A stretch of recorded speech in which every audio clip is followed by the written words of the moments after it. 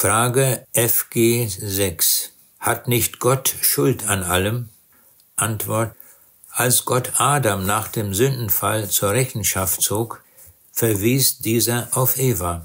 Die Frau, die du mir zugesellt hast, gab mir von dem Baum. Als Gott dann die Frau ansprach, wies auch Eva von sich weg. Die Schlange betrog mich also, dass ich aß. Bezüglich unserer Schuld haben wir ein merkwürdiges Verhalten. Wir weisen immer von uns ab, bis wir letztlich Gott zum Schuldigen erklären. Nun aber geschieht das Unvorstellbare.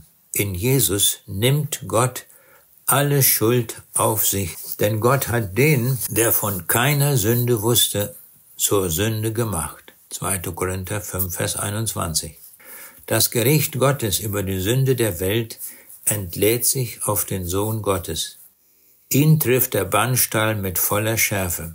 Das ganze Land verfinstert sich für 3 Stunden. Er ist wirklich von Gott verlassen. Er hat sich selbst für unsere Sünden gegeben. Galater 1, Vers 4. Damit wir frei ausgehen können. Das ist das Manifest der Liebe Gottes. Eine bessere Botschaft als das Evangelium gibt es nicht.